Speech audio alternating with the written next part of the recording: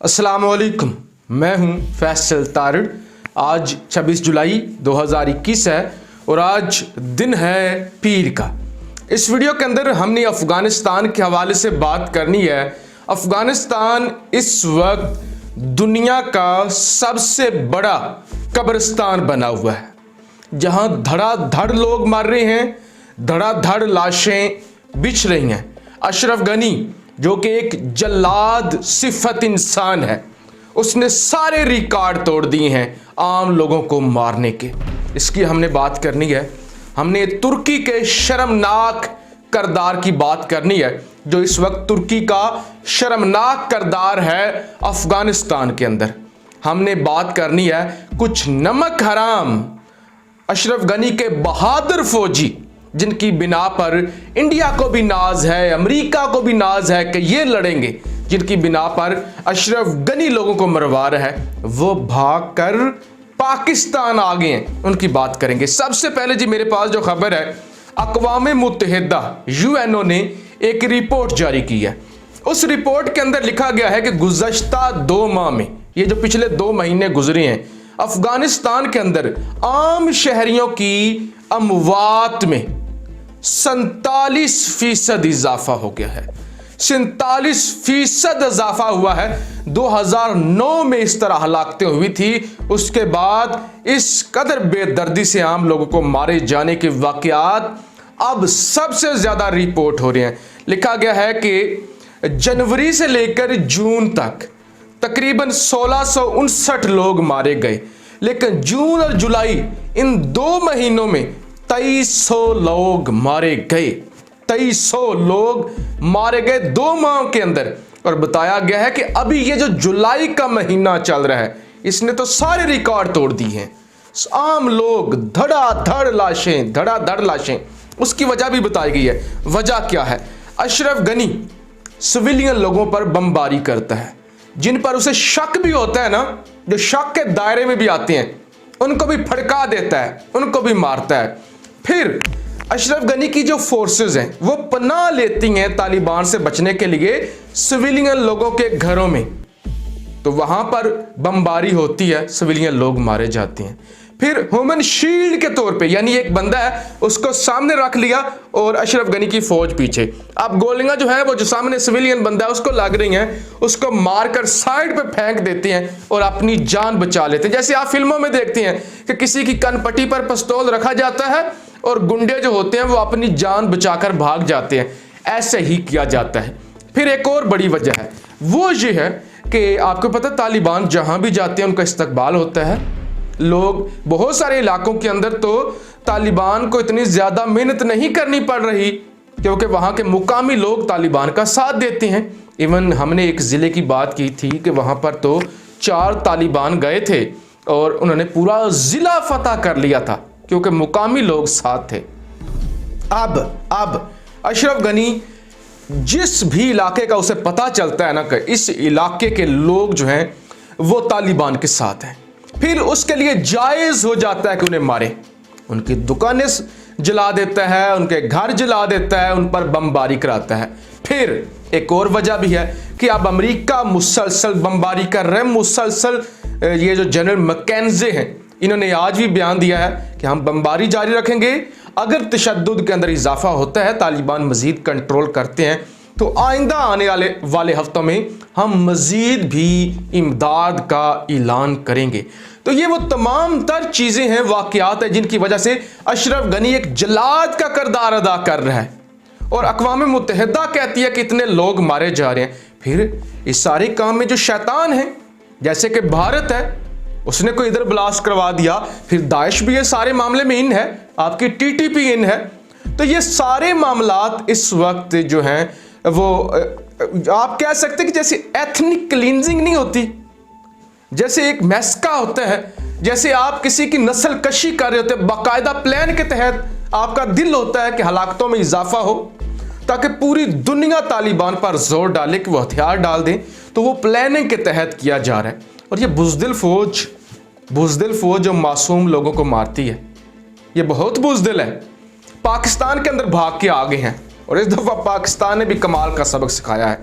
6 अफसर 6 अफगान फोर्सेस के आला अफसर और उनके 46 सोल्जर, 46 सिपाही चतराल के जरिए बॉर्डर पार करके वो आए हैं पाकिस्तान के अंदर, जहां उन्होंने पाक आर्मी के सामने सरेंडर कर दिया। अब उन्होंने कहा, हम माई बाप हमें रहने की जगह दे, हम रुकना चाहते हैं, हम उधर मारे जाएंगे, खुदा के लिए हम पे रहम करें।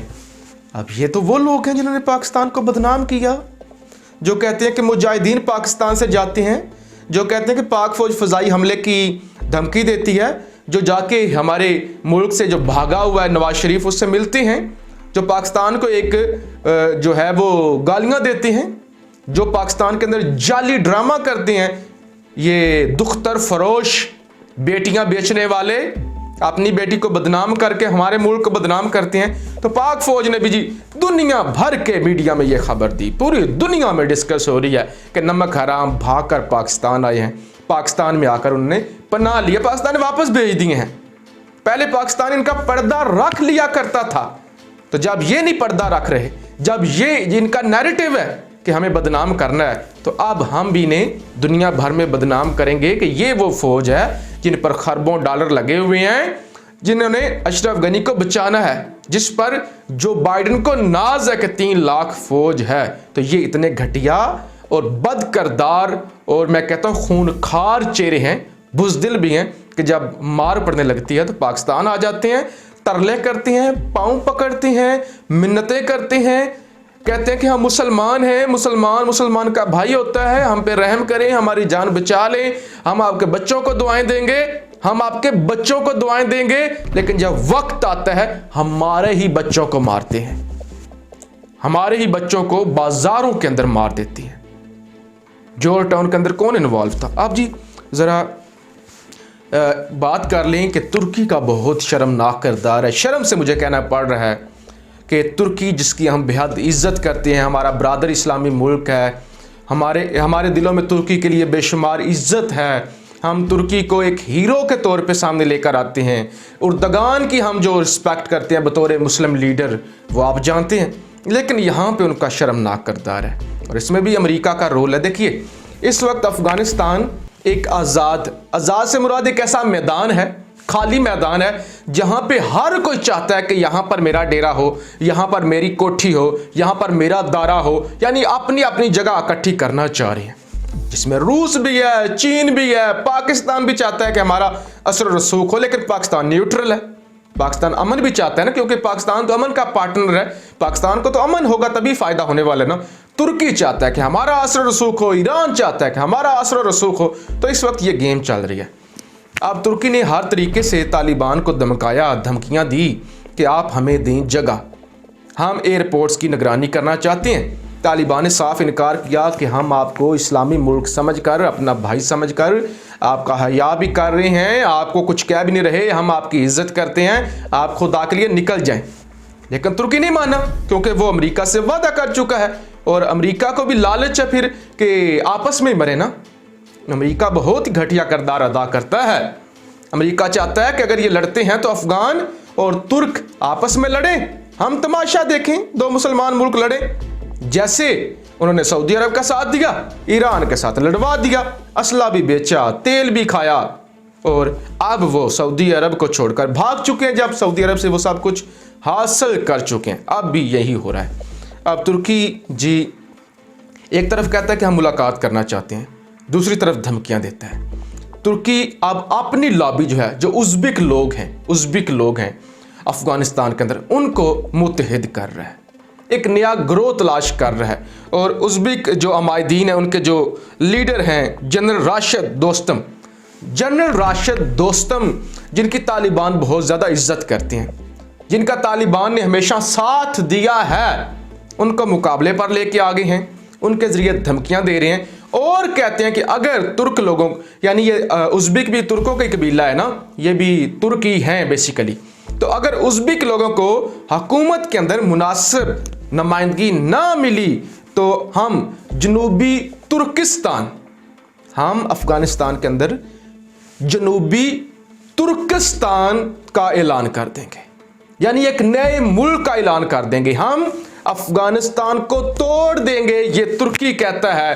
अगर आपने हमारी बात ना मानी, जबकि तालिबान बज़िद हैं कि हम भाई आपकी कोई बात नहीं मानेंगे, हमने 20 साल जंग आपके लिए नहीं लड़ी, हम 20 साल इसलिए नहीं लड़े कि हम हिस्से करते फिरेंगे कि बैरूनी ताकतें आकर हमें कंट्रोल करेंगी। हमने तो बैरूनी ताकतों के खिलाफ लड़ी है जंग। तो फिर आप बेशक मुसलमान मुल्क हैं, आपको भी हम उसी तरह ट्रीट करेंगे जिस तरह हमने नेटो और अमेरिका को किया है। लिहाजा आप हमारे सब्र का इम्तिहान मत लें। अब जनाबे वाला, अमेरिका ना तो तालिबान से खुश है, ना वो तालिबान को पसंद करता है, ना वो तुर्की से खुश है, ना वो तुर्की को पसंद करता है।